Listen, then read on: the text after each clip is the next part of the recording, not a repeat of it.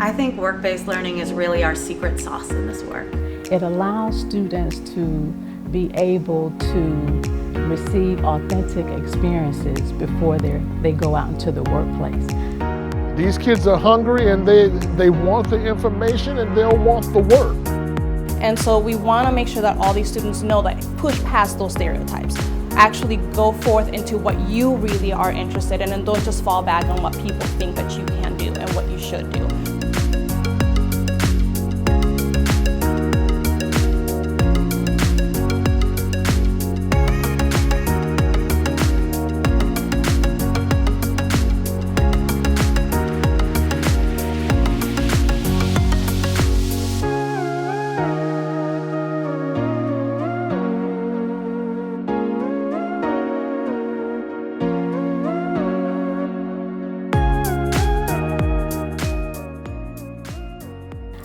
There is a sense of urgency to build the workforce for Detroit because of the labor shortage. We need to fill that STEM pipeline with the next generation of STEM employees. And we want that pipeline to be as broad as possible, and we want it to be local, and we want it to be diverse. And so this presents an opportunity to say, yep, we're going to provide rigor in the classroom, but in order to keep students engaged at that level, we need to make sure they understand that it actually applies. And so they get a chance to not just hear about how it applies, but see firsthand, going out to do co-ops and internships, being able to be engaged in projects and companies, so that they are actually taking on real world problems in their community today and solving them.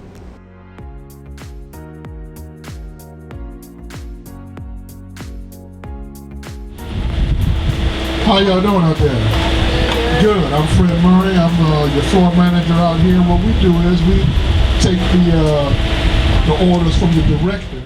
I enjoy learning things that's new and it's different and it's difficult because it's something that's gonna help me in the future. So what's A? A is our playbacks. So if we're looking, if we don't have an engineer, then we don't have a set. The young man that I was talking to, he took me to the back of the truck and I saw all of the wires. It has to be like thousands of wires behind there. He told me that being an engineer and knowing these things, especially since I'm a woman, will get me a lot more job opportunities because there's not many women engineers that are in the television industry. These are the jobs that are very needed out there in the field, but that they need to know that they can aspire to. And it's good to pick it up at an early age. I think that was very interesting because I don't think if this didn't happen, I don't think that I'll have this opportunity to figure out this stuff and see what it's like. By being able to bring work-based learning into the classroom and also bring our students into new spaces, what we're able to do is really see horizons expand. Because if you learn things ahead of time and you get out into the real world and you decide to do these kind of things, they're gonna be like, oh, you're ahead, you're jump ahead, you know, you're really young, how do you know how to do all these things?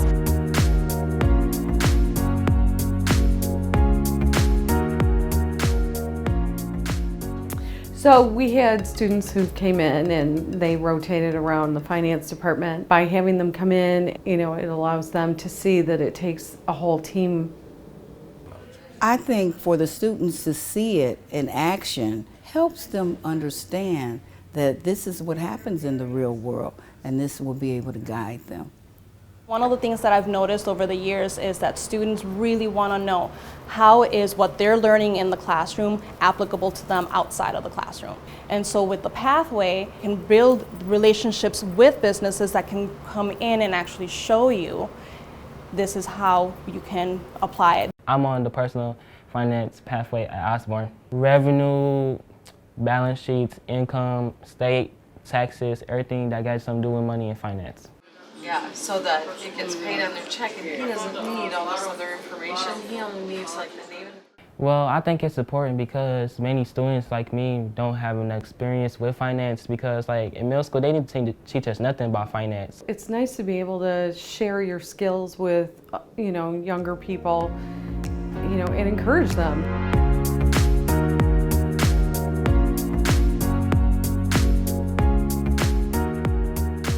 So that was just a warm-up. What we're getting ready to do now is do the real deal.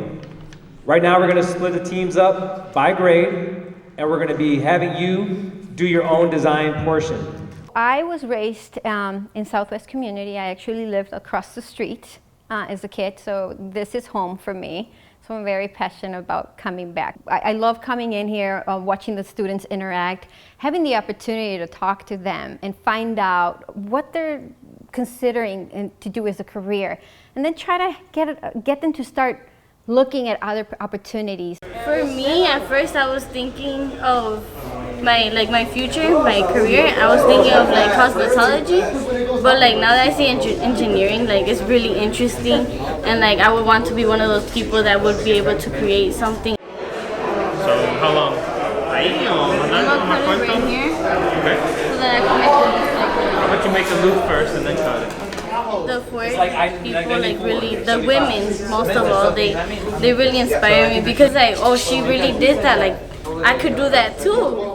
We gave them opportunity to work on some of their projects where we didn't have rules. We said, this is freelance design time. And then after they did their design, then it's okay, now we're gonna start bringing in a little bit of parameters. Because when you design in the real world, you don't have infinite resources. What we do today kind of gives them a hands-on experience of being able to be a better critical thinker. The big thing that I always try to think about when I'm doing these things is, how is this helping to grow the pipeline? And we know that we have a need, so we don't need to really reach out to other states when we know we have that talent here, we have that diversity. And so for us, we have tremendous access. 650 employers across the region work in partnership with us every year. And we've seen our kids just thrive in those settings. You see the swagger step up, you see the shoulders rise and the heads lift up. They see the promise and potential, and they see themselves in it in a different way because they've had a chance to do it and show success.